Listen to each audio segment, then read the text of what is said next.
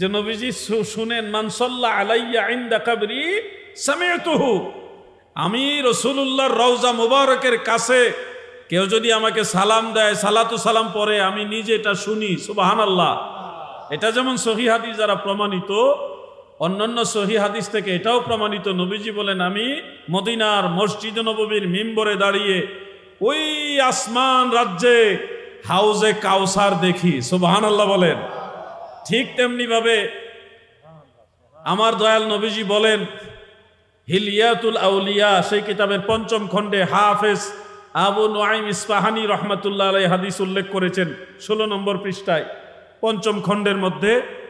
এবং ইমাম বুখারী রহমাতুল্লাহ আলাইহির উস্তাদ ইমাম নুআইম বিন হাম্মাদ রহমাতুল্লাহ আলাইহির কিতাবুল ফিতানের মধ্যে ২য় হাদিসে সনদ সহকারে উল্লেখ করেছেন। হাদিসের মতনটা হলো এরকম, আন ইবনে উমর রাদিয়াল্লাহু তাআলা আনহুমা ক্বালা ক্বালা রাসূলুল্লাহি সাল্লাল্লাহু আলাইহি ওয়াসাল্লাম, ইন্নাল্লাহা তাআলা ক্বাদ রাফআ লিয়াদ দুনিয়া ফাআনা আনজুরু ইলাইহা ওয়া ইলা মা হুয়া কাইনুন ফিহা ইলা ইয়াউমিল কিয়ামাতি কাআন্নামা আনজুরু ইলা কাফফি হাযিহি। সুবহানাল্লাহ। আব্দুল্লাহ ইবনে ওমর বলেন, আল্লাহর হাবিব রাহমাতুল লিল আলামিন আমাদের দয়াল নবীজি বলেছে, উম্মতেরা শোনো, আমার আল্লাহ এই গোটা দুনিয়াটা আমি রসুলের সামনে তুলে ধরে রেখেছে।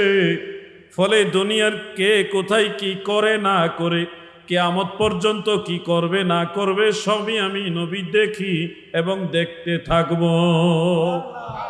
কেমন ভাবে দেখব? আমি আমার হাতের তালু যেরকম দেখি ওরকম দেখতে থাকবো। সুবহানাল্লাহ। মাদ্রাসার ছাত্র ভাইরা তো জানেন, আংজুরু এটা মাজির সিগা না মুজারের সিগা? মুজারের সিগা। আংজুরু, নানজুরু, ওয়াহেদে মুতাকাল্লিম, জমা মুতাকাল্লিম। ইয়াংজুরু, ইয়াংজুরান, ইয়াংজুরুনা, এই গর্দানে গিয়ে দেখবেন আনজুরু, নানজুরু, লাস্টে ওয়াহেদে মুতাকাল্লিম আর জমা মুতাকাল্লিম। যখন মুজারের সিগা আসে তখন ওই শব্দের মধ্যে দুইটা কাল টেন্স নাকি বলে, টেন্সই তো বলে নাকি, দুইটা কাল ওই শব্দের মধ্যে থাকে, একটা বর্তমান কাল আর একটা ভবিষ্যৎ কাল। যেমন কোরআনুল কারীমের মধ্যে আল্লাহ তাআলা বলেছেন, ইন্নাল্লাহা ওয়া মালাইকাতাহু ইউসাল্লুনা আলান নবী। ইউসাল্লুনা এটা মুজারের সিগা, বর্তমান এবং ভবিষ্যৎ। ঠিক তেমনি ভাবে ওখানে নবীজি বলেন, আনজুরু, আমি বর্তমানেও দেখি ভবিষ্যতেও দেখব। এই যে মর্যাদা নবীজিকে দিয়েছেন, এতে কি আপনারা কি বেজার? আপনার মনের ভিতরে যদি অসন্তুষ্টি আসে, কেন নবীজি দেখবে, শিরিক হয়ে যাবে। আরে বাবা, আল্লাহ নবীজির সামনে দুনিয়া তুলে ধরেন, আল্লাহ তুলে ধরেন, নবী দেখেন, নবীজিকে দেখার পাওয়ারও দিছে আল্লাহ। তুমি তোমার নবীর সম্মানের কথা শুনে খুশি হও না, তো তোমার নবীর কথা শুনে তোমার ভালো লাগে না, তোমার ভালো লাগবে কার কথা শুনলে? তুমি তো ওই নবীর উম্মত কিনা সন্দেহ আসবে আমার কথা, ঠিক কিনা ভাই? আমার দয়াল নবীর শান ও আজমত আল্লাহ তাআলা বুলন্দ করেছেন। আসুন সেই নবীর মহাব্বত নিয়ে দয়াল নবীর মহাব্বতের আওয়াজে দুরূদ শরীফ পড়ি। আল্লাহুম্মা সাল্লি, মাশাআল্লাহ, মুহাম্মদ ওয়া আলা আলি সাইয়্যিদ, মারহাবা। আমার মনে হয় যারা নিচে বসছেন তাদের আওয়াজ বেশি হচ্ছে, আর যারা উপরে বসছেন মঞ্চে এবং মঞ্চের বাইরে যারা চেয়ারে বসছেন, আপনাদের আওয়াজটা যারা নিচে বসছেন তাদের তুলনায় কম হচ্ছে। সবাই মিলে আমরা একসাথে মহব্বতের আওয়াজে দুরূদ শরীফ পড়ি। আল্লাহুম্মা সাল্লি, মারহাবা, মাশাআল্লাহ, ওয়া আলা আলি সাইয়্যিদ।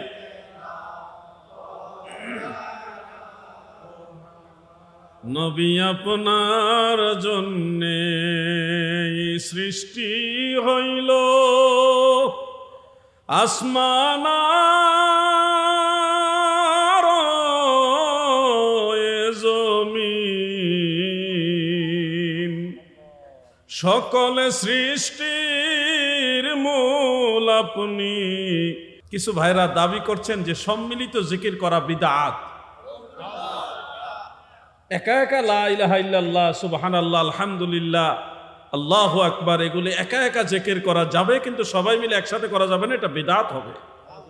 আমাদের যুবক ভাইরা যারা উঠতি বয়সী তরুণ সমাজ, তারা কিন্তু এই কথাগুলি শুনে, এবং যারা এই ফতোয়াগুলি প্রদান করে তারা আবার মিষ্টভাষী হয়, শুদ্ধভাষী হয়, সুন্দর সুন্দর কথাও বলে, মাঝে মধ্যে ইংরেজি বলে।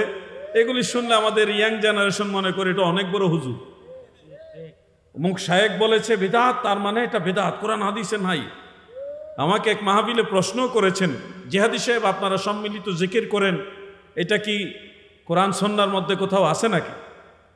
আমি তখন বললাম, আপনাদেরও বলি, জীবনে বহু মাহফিলে শুনেছেন ওয়াজ মাহফিল জান্নাতের বাগান, শুনছেন না? যুবক ভাইরা আপনারা বলুন শুনছেন কিনা? এটা কিন্তু হাদিসের মূল এবারতে এইভাবে নাই, ব্যাখ্যা করে আপনি এটা বলতে পারবেন। সরাসরি হাদিসে ওয়াজ মাহফিল জান্নাতের বাগান এই কথা হাদিসে নাই। কি আছে হাদিসে?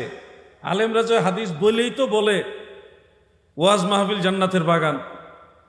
যে আলেম ভাইরা বলেন ওনারা ভুল বলেন না, ব্যাখ্যা সাপেক্ষ ওই কথা ঠিক আছে, কিন্তু হাদিসের মূল লফজ, মূল যে আলফাজ, ভাষ্য, সেই ভাষ্যটা হলো আল্লাহর রসুল বলেছেন, ইজা মারারতুম আলা রিয়াদিল জান্নাহ ফারতাউ, তোমরা যখন কোনো জান্নাতের বাগানের পাশ দিয়ে যাবে সেখান থেকে ফল ভক্ষণ করিও। সাহাবায়ে কেরাম প্রশ্ন করলেন, ইয়া রাসূলুল্লাহ আমা রিয়াদুল জান্নাহ, জান্নাতের বাগান কোনটা?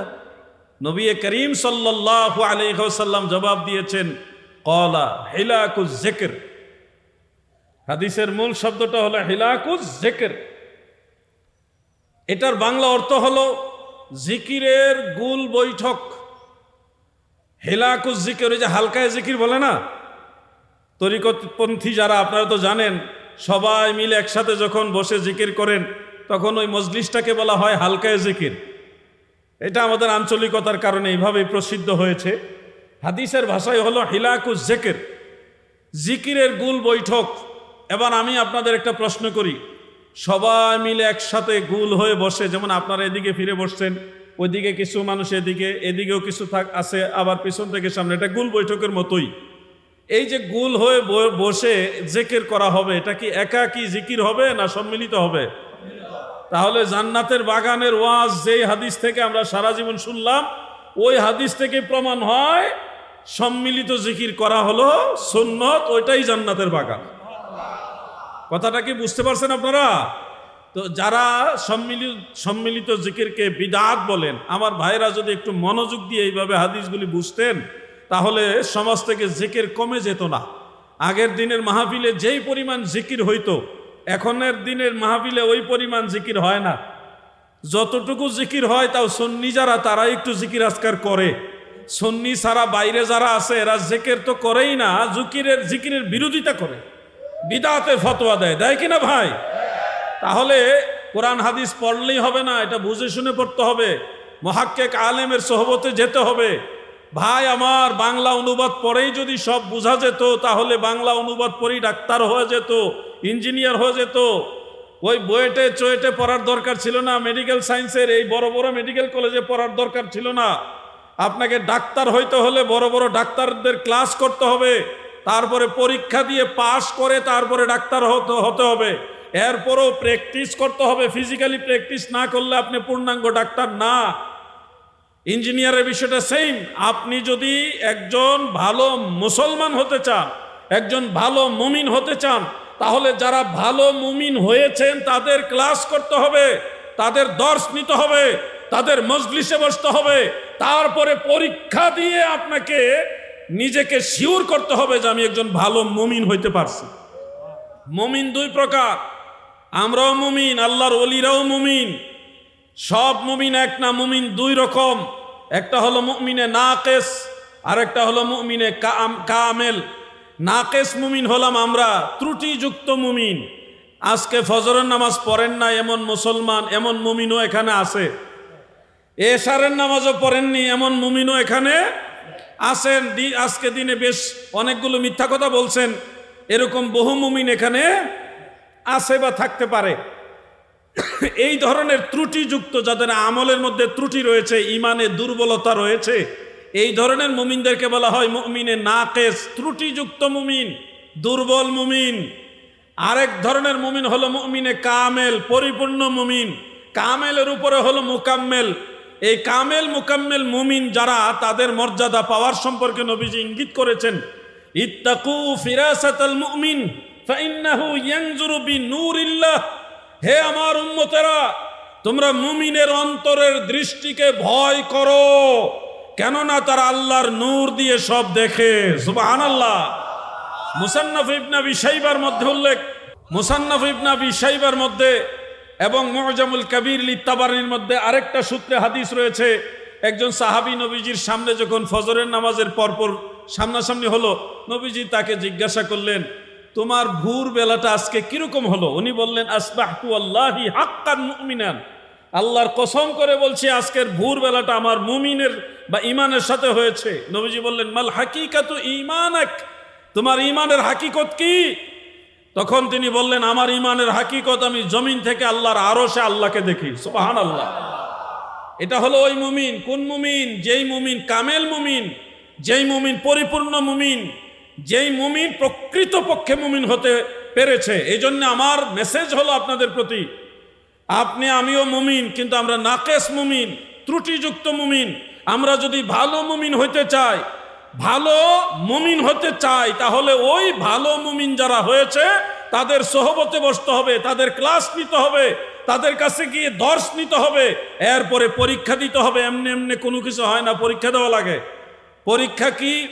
দুইজন মুরিদকে একজন আল্লাহর ওলি তিনার দরবারে রাখতেন, দুইজনই ভাই। তো ছোট ভাইকে একটু কম আদর করে আর বড় ভাইকে একটু বেশি আদর করে। তো ছোট ভাই একদিন বললেন, হুজুর, উনিও আপনার মুরিদ, আমিও তো আপনার মুরিদ, কিন্তু আমাকে একটু আদর কম করেন আর ওনাকে একটু বেশি আদর করেন, এটার হাকিকত কি? তখন পীর সাহেব বললেন, বাবা একটা কাজ করো, আমার এই ছাগল একটা আছে, এটা ছাদে উঠাও। ছোট ভাই যাকে একটু কম আদর করে, সে বলল, হুজুর ছাগল ছাদে উঠবে না, ছাগলকে যখন সিঁড়ি দিয়ে ছাদে তুলবো তখন এটা খুঁটি মারবে, উঠবে না হুজুর, উঠতে চাইবে না। পীর সাহেব বলল, তাই তো বাবা, ঠিকই তো বলছেন, ছাগল তো ছাদে উঠবে না, তোমার ভাইকে ডাকো, বা যার ব্যাপারে তুমি কমপ্লেন করেছো তাকে ডাকো। তো ওনাকে ডেকে এনে বললেন, বাবা একটা কাজ করেন, ছাগলটা ছাদে তুলেন। তো উনি কোনো ধরনের প্রশ্ন না করে, হুজুর বলছেন, মুর্শিদ নির্দেশ দিছেন, ওই নির্দেশ বাস্তবায়ন করতেছেন। ছাগলের রশ্মি দিরা ছাদে টানতেছে, ছাগলের নিচে টানে, উনি উপরের দিকে টানে, টানাটানি চলতেছে। বেশ অনেকক্ষণ পরে পীর সাহেব বললেন, বাবা আমি জানি ছাগল ছাদে উঠতে চাইবে না, খুঁটি মারে, এগুলি ছাগলের স্বভাব, পশুর স্বভাব। তো তুমি এদিকে আসো, দেখো তোমাদের দুইজনকে আমি মুরিদ করেছি, কিন্তু একজনকে বেশি আদর করি আর একজনকে একটু তুলনামূলক কম আদর করি। হাকিকত হলো, তুমি আমার নির্দেশের মধ্যে কলম ধরো, ভালো মন্দ বিবেক খাটাও, এই জন্যে তুমি পরিপূর্ণ যে বেলায়েতের নূর হাসিল করতে পারো না। আর সেও জানে ছাগল ছাদে উঠবে না, জানে, আমিও জানি, সেও জানে, কিন্তু আমি বলছি এই কথাটাকে সে পরিপূর্ণভাবে মানার চেষ্টা করে। এই জন্যে তার প্রতি বেলায়েতের নূর বেশি সার্ভিস হয়, এই জন্যে আমি তাকে বেশি আদর করি। এইভাবে অলি আল্লাহ যারা, ভালো মুমিন যারা, মুর্শিদে কামিল মুকাম্মিল যারা, তারা মুরিদানদের ইমান যাচাই করে, পরীক্ষা নেয়। পরীক্ষা নেওয়ার পরে যখন আপনি ভালো মুমিন হইতে পারবেন, তখন আপনি মনে রাখবেন আপনার আর আখেরাত নিয়ে তো টেনশন করা লাগবে না। আপনার চিন্তা করার লোক আছে, আপনি দুনিয়ার এই পর্বটা কিভাবে পার হবেন এটা নিয়ে চিন্তা করেন। একজন ভালো মানুষের সোহবতে যান। আপনি যদি ভালো পথে চলেন, ভালো মতে চলেন, তাহলে আখেরাতে আমরা ভাবা লাগবে না। 8 প্রকার মানুষ আছে যাদের কবরের মধ্যে মুনকার নকির এসে প্রশ্নই করবে না। আপনি কবরের চিন্তা না করে দুনিয়ার চিন্তা করেন। আপনার ওজনে, আপনার দাড়ি পাল্লার ওজনে আরেকজনকে কম না দিয়া হকভাবে মাল বিক্রি করার চেষ্টা করেন। আপনি আপনার ভাই বোনকে বাবার সম্পত্তি ঠিক মতো বুঝাই দেন। পরের হক আপনি খাওয়া থেকে বিরত হন। সকল প্রকার গুনার কাজ, মিথ্যা বলা, সুদ খাওয়া, ঘুষ খাওয়া, এগুলি ছেড়ে দেন। আপনি দুনিয়ার জিন্দেগিটা ঠিক করেন, আখেরাত নিয়ে আপনার ভাবা লাগবে না। আপনি যদি মুমিন হয়ে মরতে পারেন, যে আমি মুমিন, একজন আল্লাহর ওলি যদি বলে বাবা আপনি মুমিন, এই সার্টিফিকেটটা যদি পেয়ে যান, একজন ভালো মুমিন হইতে পারেন আমলে, আখলাকে, ইমানে, আকীদায়, তাহলে আপনার জান্নাতের গ্যারান্টি আল্লাহ নিজে দিয়েছেন। ওয়াবাশশিরিল মুমিনিনা বিআন্না লাহুম মিনাল্লাহি ফাদলান কাবীরা। নবী গো, মুমিনদেরকে সুসংবাদ দেন, অবশ্যই আমি আল্লাহর তরফ থেকে তাদের জন্য রয়েছে অনেক অনেক বড় অনুগ্রহ, অনেক বড় দয়া। কি সেই দয়া? পরকালে সবচেয়ে বড় নিয়ামত হলো আল্লাহকে দেখা। আল্লাহকে দেখতে পারবেন আপনারা। আপনারা সবাই যারা জান্নাতে যাবেন আল্লাহকে দেখতে পারবেন। এতে কি বেজার আপনারা?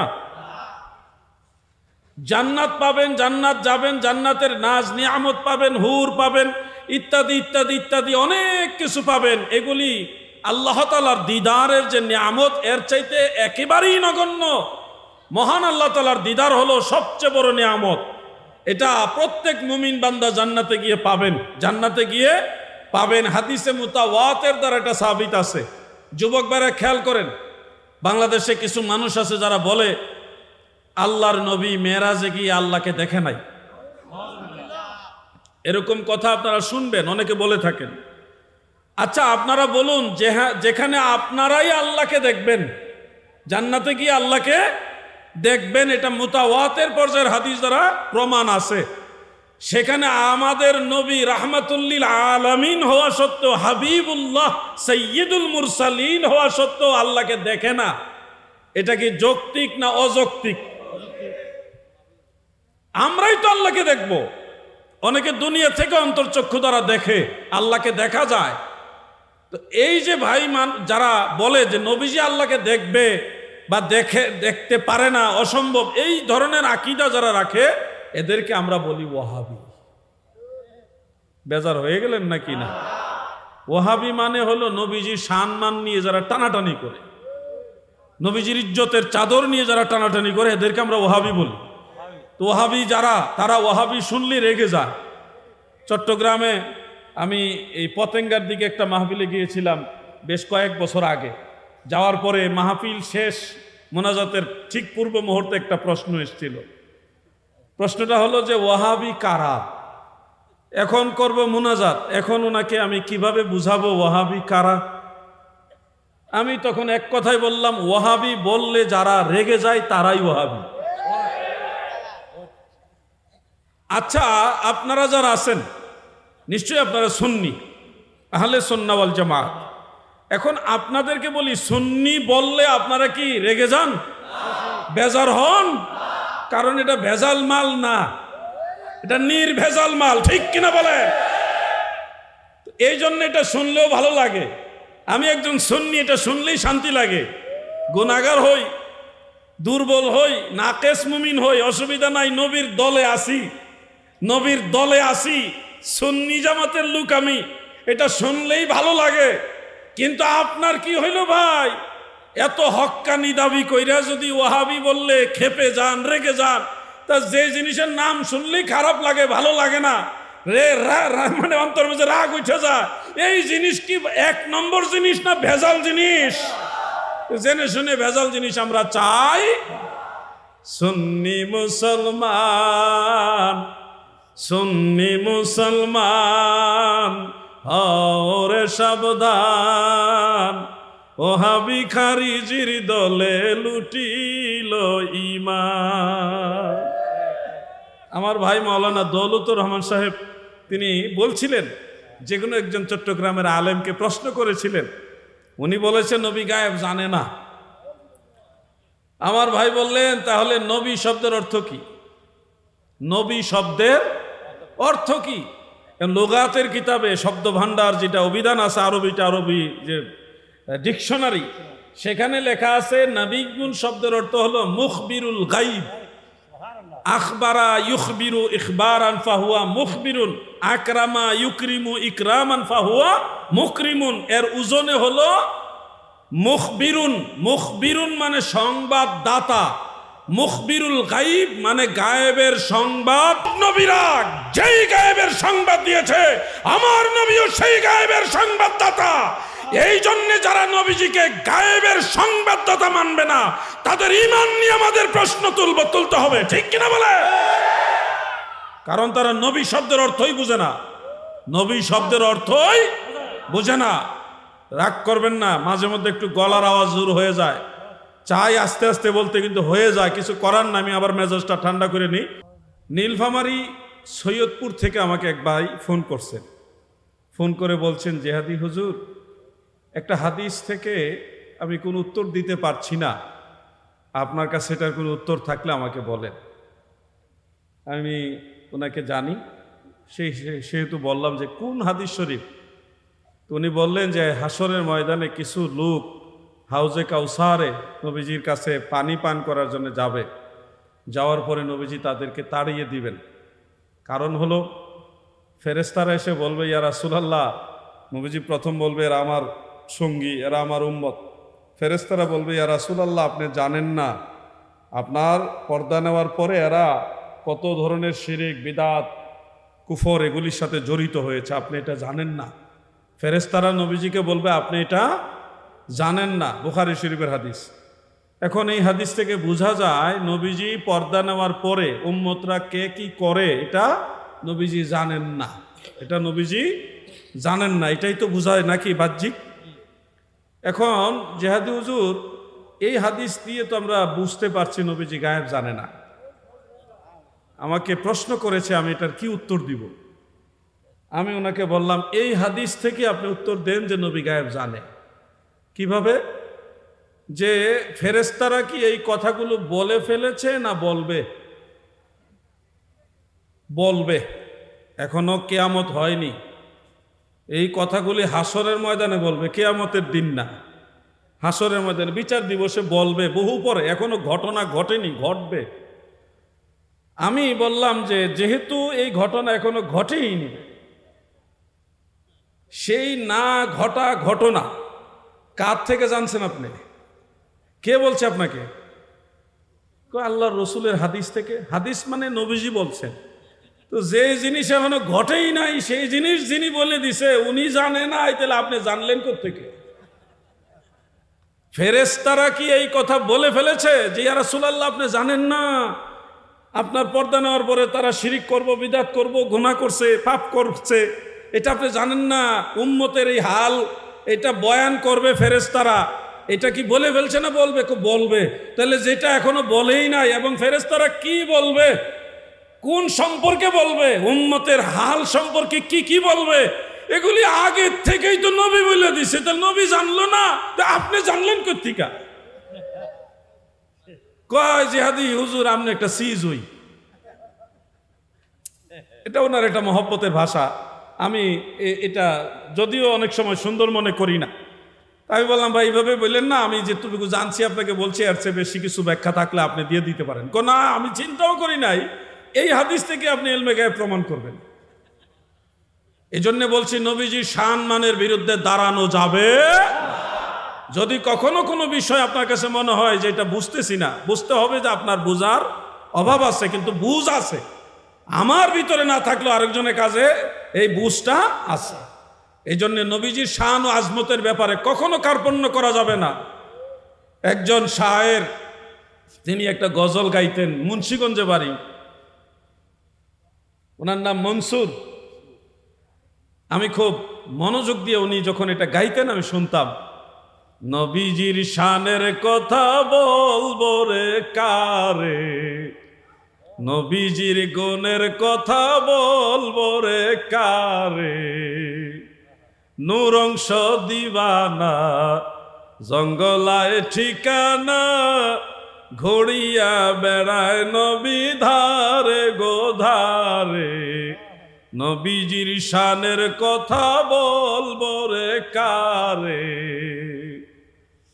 নবী কান্ডারি হইয়া যাবেন তরি বাইয়া, কান্ডারি হইয়া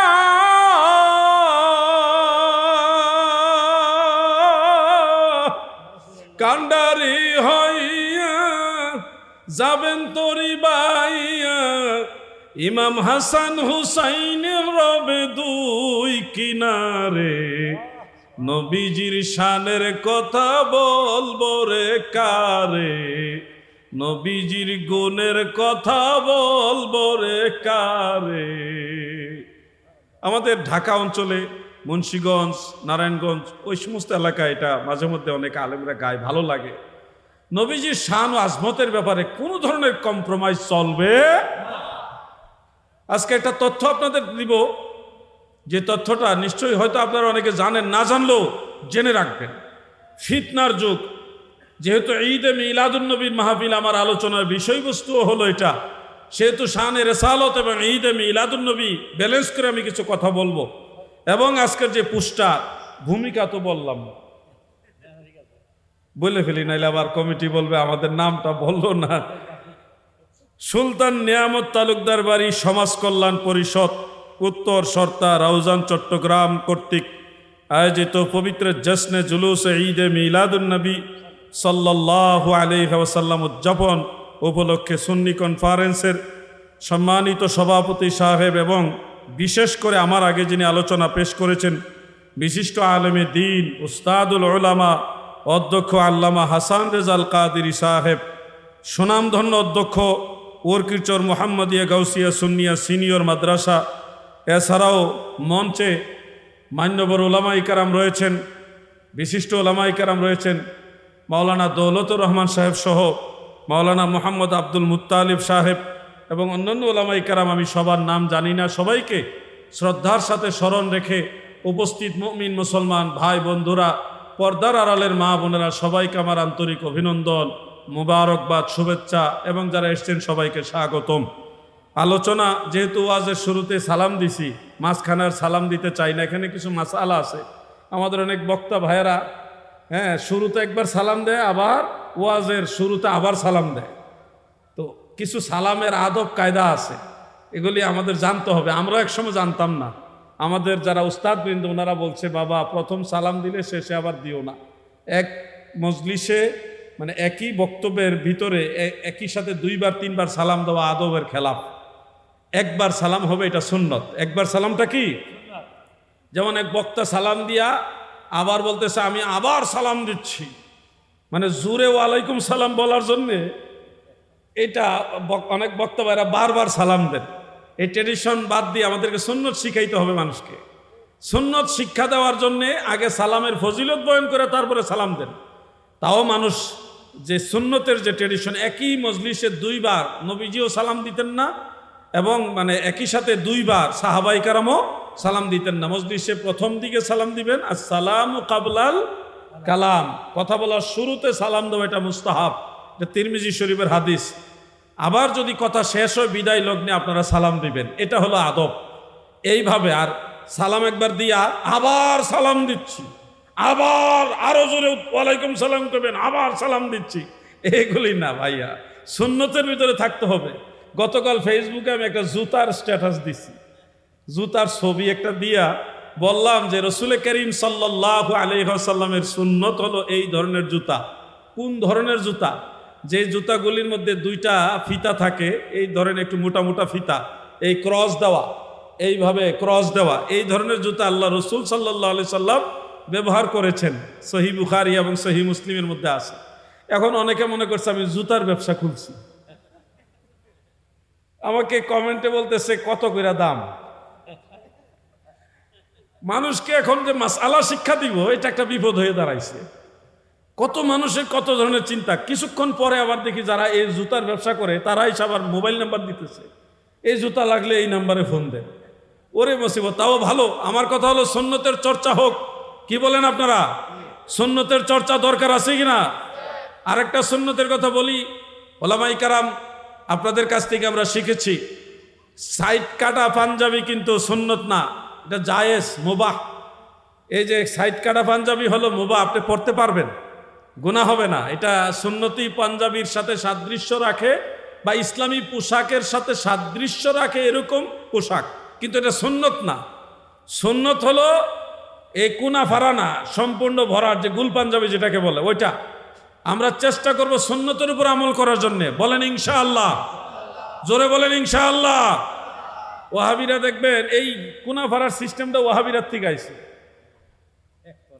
দেখবেন ওয়াহাবিদের বড় বড় আলেম হোক আর বক্তা হোক, তাদের পাঞ্জাবির সামান্য এটুকু হইল সিরা থাকবো, এটুকু ডাইনবাম খেয়াল করলেই পাবেন, সামান্য একটু হইলেও তারা কাটা রাখে, সাইড কাটা, ওখান থেকে কাটতে কাটতে এখন পুরোই কাটা হয়ে গেছে।